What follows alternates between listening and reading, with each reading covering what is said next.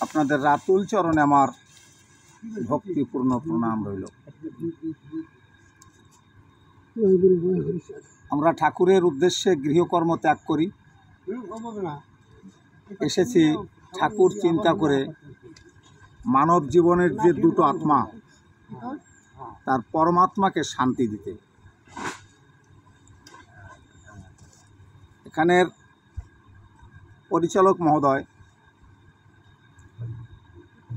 আমাকে লীলামৃত পাঠ করতে বলেছেন। লীলামৃত পাঠ করা আমার মতন অধমের পক্ষে সম্ভব নয়, কেননা গ্রন্থ ঘেঁটতে গেলে সত্য, ত্রেতা, দাপর, কলি এই 4 যুগের বই কম বেশি যার অধ্যয়ন না আছে, তার পক্ষে লীলামৃত বোঝাটাও ভার। লীলামৃত লিখেছিলেন তারক গোসাই,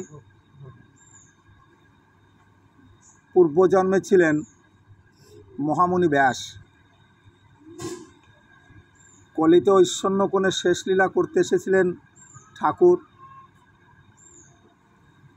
পূর্ণ ব্রহ্ম পূর্ণানন্দ নন্দের নন্দন শ্রী শ্রী হরিচাঁদ ঠাকুর।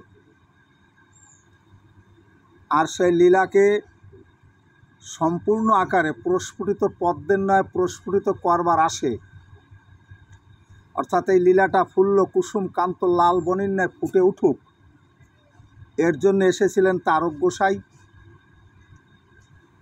রূপে মহামুনি ব্যাস। এবার মহৎ যারা বাস্তবতার ক্ষেত্রে, তারা সেই স্তর না পেলে ধরাধামে আসে না।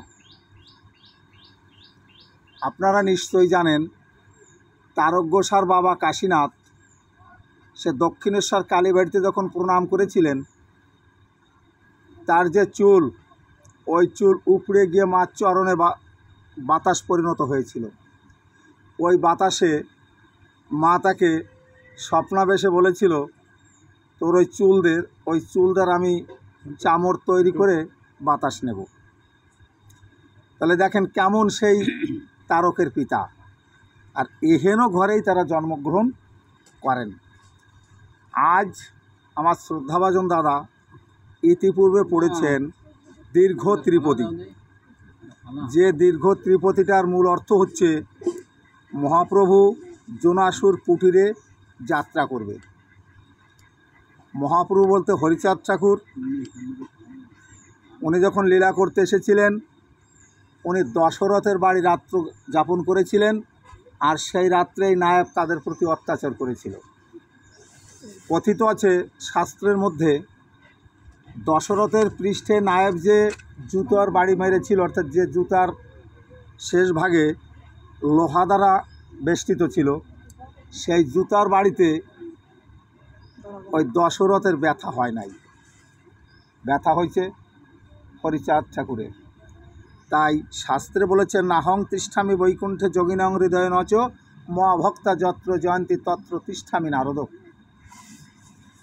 নারদ বলেছিল, তুমি কোথায় থাকো বান্ধব? ঠাকুর বলেছিলেন, আমি থাকি সেখানে যেখানে আমার ভক্তর আনন্দ চিত্তে মধুর রসে হরিগুণাগুণ কীর্তনে মেতে যায়। আমি সেই ভক্তের মাঝে ভক্তের চরণ ধুলি পাবার জন্যে গড়াগড়ি দেই। আর পরবর্তীতে কি লিখলেন? ধর্ম রক্ষতি ধার্মিকং, ধার্মিকং রক্ষতি ধর্ম। ধার্মিক যদি ধর্মকে রক্ষা করে, ধর্ম অবশ্যই ধার্মিককে রক্ষা করবে। তাই দশরথ ঠাকুর যিনি ধর্মকে রক্ষা করেছিলেন তিনি, আর সেই ধর্মকে রক্ষা করার দায়ে ঠাকুর নিজের পৃষ্ঠে দশরথের ব্যথা গ্রহণ করে ভক্ত সমাজকে জানিয়ে দিলেন যে ভক্ত ভগবান অভেদাত্মা, ভক্ত ভগবান, এর মধ্যে কোনো প্রভেদ থাকে না।